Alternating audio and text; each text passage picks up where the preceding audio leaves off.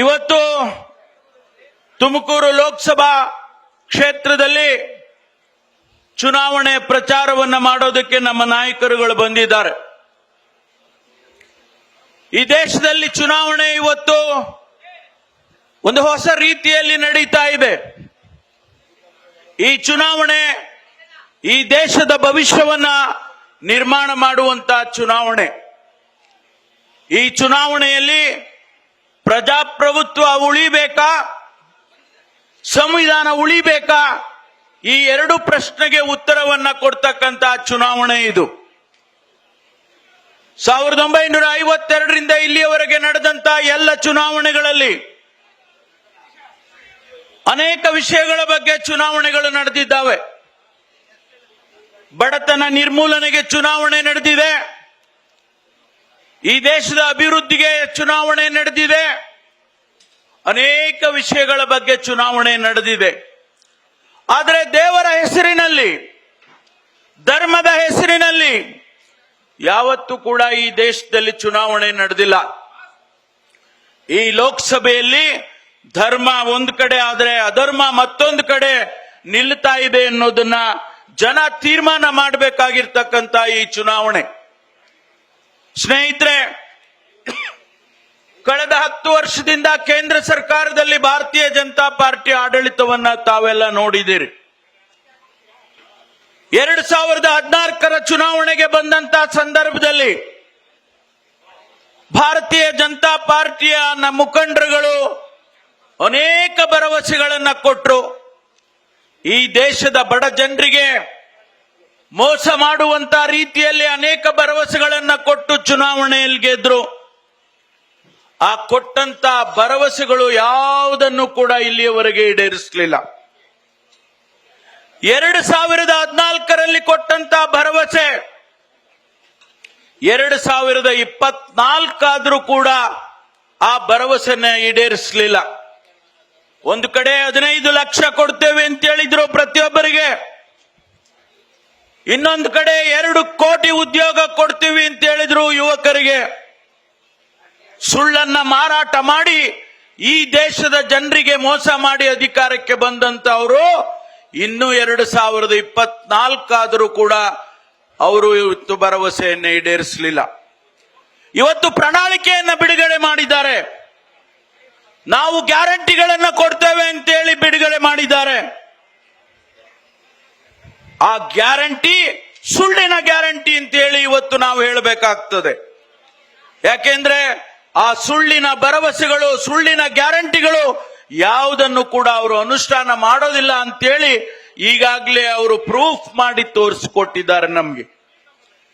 ಸ್ನೇಹಿತರೆ, ಕಳೆದ 10 ವರ್ಷದಿಂದ ಏನಾಗಿದೆ ಈ ದೇಶದಲ್ಲಿ ಅಂತೇಳಿ ವಿಶ್ಲೇಷಣೆ ಮಾಡಿ ನೋಡಿದ್ರೆ ಅಗತ್ಯ ವಸ್ತುಗಳ ಬೆಲೆ ಜಾಸ್ತಿ ಆಗಿದೆ, ಡೀಸೆಲ್ ಬೆಲೆ ಜಾಸ್ತಿ ಆಗಿದೆ, ಪೆಟ್ರೋಲ್ ಬೆಲೆ ಜಾಸ್ತಿ ಆಗಿದೆ, ಗ್ಯಾಸ್ ಬೆಲೆ ಜಾಸ್ತಿ ಆಗಿದೆ.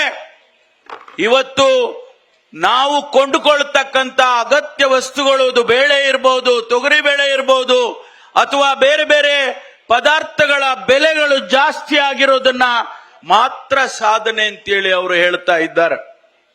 ಒಂದು ಕಡೆ ಧರ್ಮದ ಹೆಸರಿನಲ್ಲಿ ಶ್ರೀರಾಮನನ್ನ ತೆಗೆದುಕೊಂಡು ಬಂದು ಇಡೀ ದೇಶದ ಜನರಿಗೆ ತೋರಿಸ್ಕೊಂಡು ನಾವೆಲ್ಲರೂ ಕೂಡ ಹಿಂದೂಗಳು ಅಂತೇಳಿ ಬೇರೆ ಬೇರೆ ಧರ್ಮಗಳ ವಿರುದ್ಧ ಜನರನ್ನ ಎತ್ತಿಕೊಡ್ತಕ್ಕಂತ ಕೆಲಸ ಮಾಡ್ತಾ ಇದ್ರೆ, ಇನ್ನೊಂದು ಕಡೆ ಇವತ್ತು ಸುಳ್ಳನ್ನ ಮಾರಾಟ ಮಾಡ್ತಾ ಇದ್ದಾರೆ.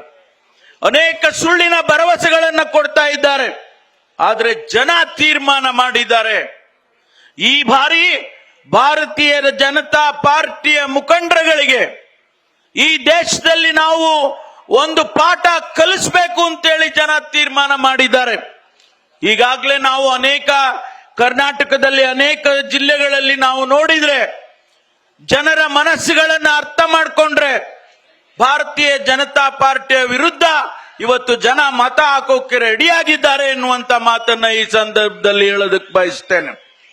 ನನಗೆ ವಿಶ್ವಾಸ ಇದೆ, ನಮ್ಮ ನಾಯಕರುಗಳು ಸನ್ಮಾನ್ಯ ಸಿದ್ದರಾಮಯ್ಯನವರು, ಶಿವಕುಮಾರ್ ಅವರು ಅವರ ನೇತೃತ್ವದಲ್ಲಿ ಇವತ್ತು ಸರ್ಕಾರ ಅನೇಕ ಜನಪರವಾದ ಕಾರ್ಯಕ್ರಮಗಳನ್ನು ಕೊಟ್ಟಿದೆ.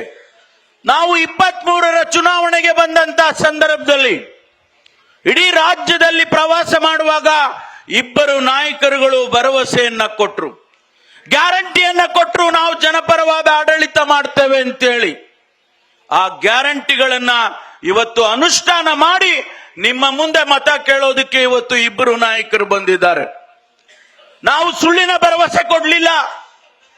ಸಾವಿರಾರು ಕೋಟಿ ರೂಪಾಯಿ ಬಜೆಟ್ ನಲ್ಲಿ ಕೊಟ್ಟು ಕೇವಲ 9 ತಿಂಗಳಿಗೆ ಮಾನ್ಯ ಮುಖ್ಯಮಂತ್ರಿಗಳು 36,000 ಕೋಟಿಗಳನ್ನ ಖರ್ಚು ಮಾಡಿದ್ರು. ಆ ಎಲ್ಲ ಹಣ ನಿಮ್ ಕಡೆ ಬಂದಿದೆ. ಇವತ್ತು ಬಜೆಟ್ ನಲ್ಲಿ 52,000 ಕೋಟಿ ತೆಗೆದಿಟ್ಟಿದ್ದಾರೆ. ನಾವು ಸುಳ್ಳು ಹೇಳ್ತಕ್ಕಂತ ಅಗತ್ಯತೆ ನಮಗಿಲ್ಲ. ಆ ಕಾರಣಕ್ಕೆ ಬಹಳ ಧೈರ್ಯದಿಂದ ನಿಮ್ಮ ಮುಂದೆ ಬಂದು ಇವತ್ತು ಮತಯಾಚನೆ ಮಾಡ್ತಾ ಇದ್ದೇವೆ. ಯಾರಿಗೆ ಮತಯಾಚನೆ ಮಾಡ್ತಾ ಇದ್ದೀವಿ? ಒಬ್ಬ ಸಜ್ಜನ, ಒಬ್ಬ ನ್ಯಾಯಾಧೀಶನಾಗಿ ಕೆಲಸ ಮಾಡಿದಂತ ವ್ಯಕ್ತಿ, ಈಗಾಗಲೇ ಈ ಕ್ಷೇತ್ರದಲ್ಲಿ ಪ್ರತಿನಿಧಿಸಿ ಕ್ರಿಯಾಶೀಲವಾಗಿ ಪಾರ್ಲಿಮೆಂಟ್ ಅಲ್ಲಿ ಕೆಲಸ ಮಾಡಿದಂತ ವ್ಯಕ್ತಿ ಸನ್ಮಾನ್ಯ ಮುದ್ದನ್ಮೇಗೌಡರು. ಮುದ್ದನ್ಮೇಗೌಡರು ಲೋಕಸಭೆಯಲ್ಲಿ ಹೋಗಿ ಸುಮ್ಮನೆ ಕೂರ್ಲಿಲ್ಲ.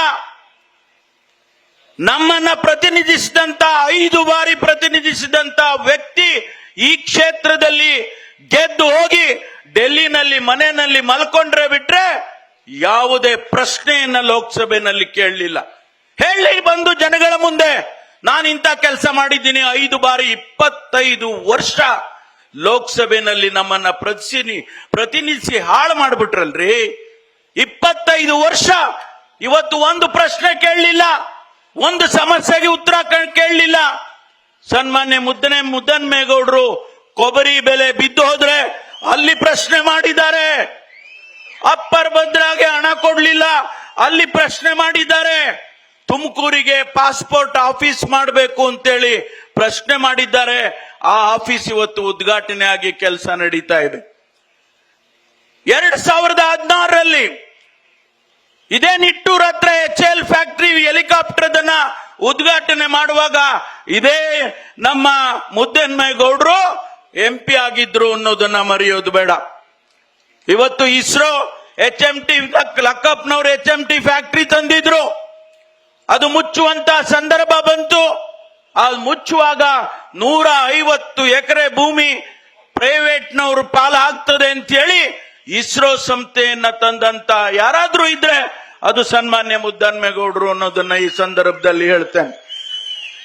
ಇವತ್ತೇನು ಚಂದ್ರಯಾನ್ 3 ಇವತ್ತು ಹೋಗ್ತಾ ಇತ್ತು, ಆ ಚಂದ್ರಯಾನ್ಗೆ ಕ್ರಯೋಜನಿಕ್ ಎಂಜಿನ್ಗಳನ್ನ ಮಾಡ್ತಕ್ಕಂತ ಇಸ್ರೋ ಸಂಸ್ಥೆಯನ್ನ ತುಮಕೂರಿನಲ್ಲಿ ಇವತ್ತು ಪ್ರಾರಂಭ ಮಾಡ್ತಕ್ಕಂಥದ್ದಕ್ಕೆ ಕಾರಣೀಭೂತ ನಮ್ಮ ಮುದ್ದನ್ಮೇಗೌಡರು ಅನ್ನೋದನ್ನ ಮರೆಯೋದು ಬೇಡ. ಹಾಗಾಗಿ ಒಬ್ಬ ಕ್ರಿಯಾಶೀಲ ವ್ಯಕ್ತಿ ನಮ್ಮನ್ನ ಪ್ರತಿನಿಧಿಸ್ತಕ್ಕಂತ ಲೋಕಸಭೆಯಲ್ಲಿ ನಮ್ಮನ್ನ ಪ್ರತಿನಿಧಿಸುವಂತ ಅವರನ್ನ ನಾವು ಆರಿಸ್ಕೊಡ್ಬೇಕು ಅಂತ ಹೇಳಿ ತಮ್ಮಲ್ಲಿ ನಾನು ಅತ್ಯಂತ ವಿನಯವಾಗಿ ಪ್ರಾರ್ಥನೆಯನ್ನು ಸಲ್ಲಿಸ್ತೇನೆ. ಭಾರತೀಯ ಜನತಾ ಪಾರ್ಟಿಯವರು ಬರ್ತಾ ಇದ್ದಾರೆ ಇಲ್ಲಿ, ಅವರ ಅಭ್ಯರ್ಥಿಯನ್ನ ಕರ್ಕೊಂಡು ಬರ್ತಾರೆ. ಯಾರು ಆ ಅಭ್ಯರ್ಥಿ?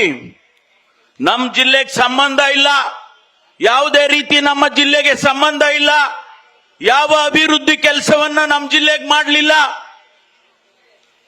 ಸನ್ಮಾನ್ಯ ಸಿದ್ದರಾಮಯ್ಯನವ್ರ ಮೇಲೆ ನಾನು ಗೆದ್ದು ಬಿಡ್ತೀನಿ ಅಂತೇಳಿ ಇಲ್ಲಿಂದ ಬೆಂಗಳೂರಿಂದ ಹೋದ್ರು ಸಿದ್ದರಾಮಯ್ಯನವ್ರ ಮೇಲೆ ನಿಂತ್ಕೊಂಡು. ಅದೇ ನಮ್ಮ ಪುಟ್ಟರಂಗ ಶೆಟ್ಟಿ ಮೇಲೆ ಹೋಗಿ ಅಲ್ಲಿ ನಿಂತ್ಕೊಂಡು 2 ಕ್ಷೇತ್ರದಲ್ಲಿ ನಿಂತು ಸೋತು ಮಣ್ಮುಕ್ಕಿ ಇವತ್ತಿಲ್ಲಿ ಬಂದಿದ್ದಾರೆ. ನಾನು ತಮ್ಮಲ್ಲಿ ವಿನಂತಿ ಮಾಡ್ಕೊಳ್ತೇನೆ, ಇಲ್ಲಿ ಕೂಡ ಸೋಲಿಸ್ಬೇಕು, ಬೇರೆ ಊರಿಗೆ ಹೋಗ್ಬೇಕು ನಿಂತ್ಕೊಳ್ಳಕ್ ತಿರ್ಗಾ ಅವರು. ಅದಕ್ಕಾಗಿ ಆ ವ್ಯಕ್ತಿ ನಮ್ಮ ಜಿಲ್ಲೆಗೆ ಸಂಬಂಧವಿಲ್ಲ, ನಮ್ಮ ಜಿಲ್ಲೆಗೆ ಏನ್ ಕೆಲಸ ಮಾಡಲಿಲ್ಲ. ಇವತ್ತು ಕಣ್ಣೀರ್ ಹಾಕೊಂಡು ನಮ್ಮ ನಾಯಕರುಗಳು ಬರ್ತಾ ಇದ್ದಾರೆ ಇಲ್ಲಿ.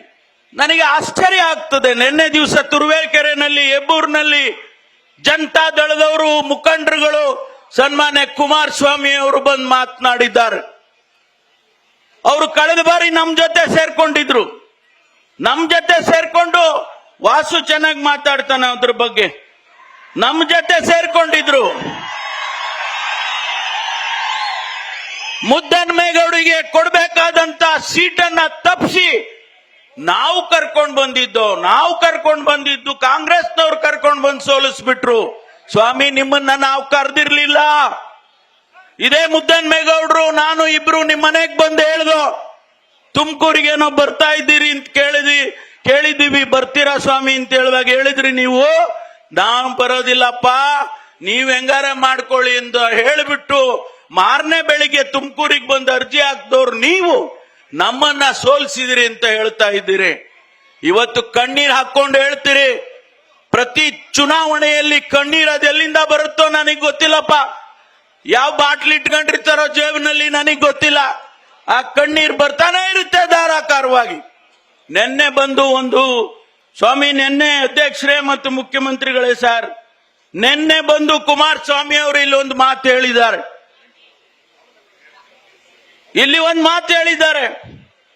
ನಾವು 5 ಗ್ಯಾರಂಟಿಗಳನ್ನು ಕೊಟ್ಟಿದ್ದೇವೆ. ನಮ್ಮ ತಾಯಂದಿರಿಗೆ, ನಮ್ಮ ಸಹೋದರಿಯರಿಗೆ ತಿಂಗಳ 2,000 ರೂಪಾಯಿ ಕೊಡಬೇಕು ಗೃಹಲಕ್ಷ್ಮಿ ಯೋಜನೆಯಿಂದ.